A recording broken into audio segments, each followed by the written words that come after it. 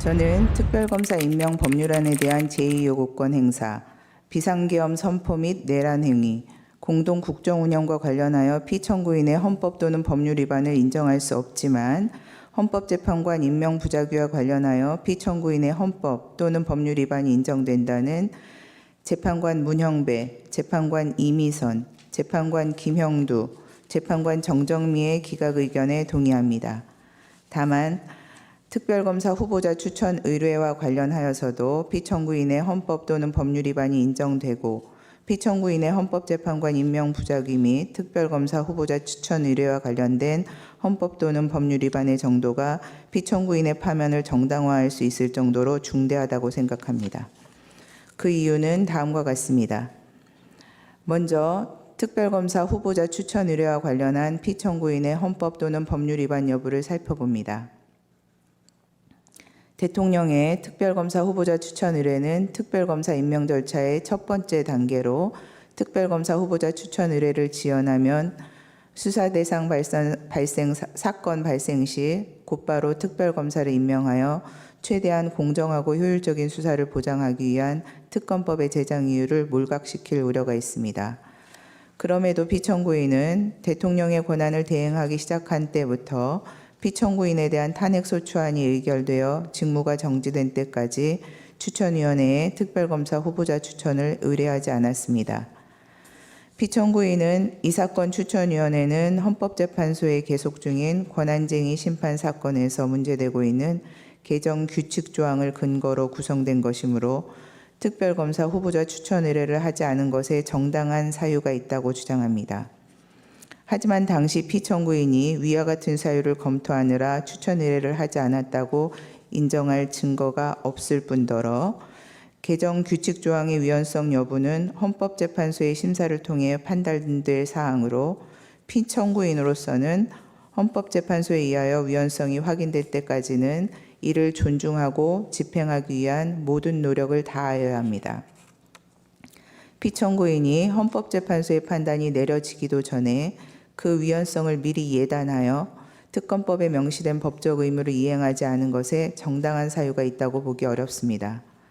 따라서 피청구인이 대통령 권한을 대행하면서 추천위원회에 특별검사 후보자 추천을 의뢰하지 않은 것은 특검법 3조 1항은 물론 헌법 7조 1항, 66조, 국가공무원법 56조 등에 위반됩니다. 다음으로 피청구인을 파면할 것인지 여부에 관하여 살펴봅니다. 피청구인이 특별검사 후보자 추천을 의뢰하지 않음으로써 특검법이 규정한 특별검사 임명 절차는 중단되었습니다. 이는 신속 공정하면서 효율적인 수사를 통하여 사회적 혼란을 수습하고 법 질서를 회복하고자 하는 특검법의 목적을 심각하게 저해하고 현재까지도 비상계엄과 관련된 사건에 대한 수사권 여부 논란으로 혼란과 갈등은 증폭되고 있습니다.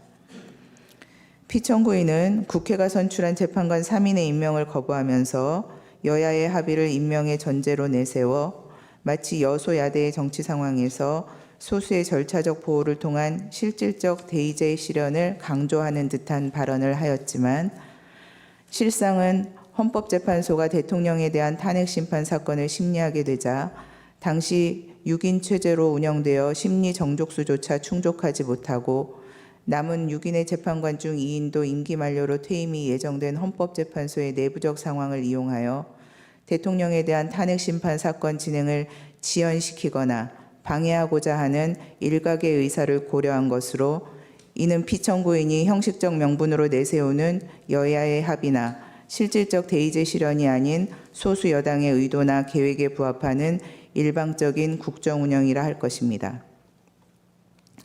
여소야대 국회에서 소수 여당은 실질적 민주주의에서 보호하고자 하는 진정한 의미의 소수자라고 할 수 없는 바 소수 여당의 뜻에 따라 국회 의결을 좌우하고자 하면 대통령을 견제하는 국회의 책무를 다할 수 없게 됩니다. 한편 피청구인에 대한 탄핵소추 의결 후 대통령의 권한을 대행하게 된 기획재정부 장관이 2인의 재판관을 임명한 것을 피청구인에게 유리한 사유로 삼을 수는 없고 현재 재판관 1인의 미임명으로 인한 헌정 질서의 위기도 피청구인으로부터 비롯된 것입니다.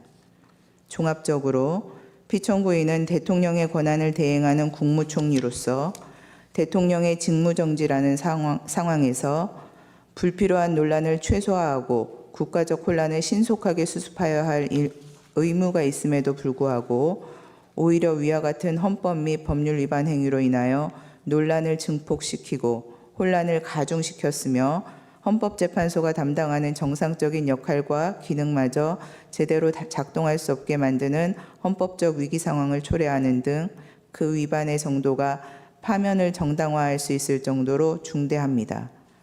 그렇다면 이 사건 심판 청구는 이유 있으므로 피청구인을 파면하여야 합니다.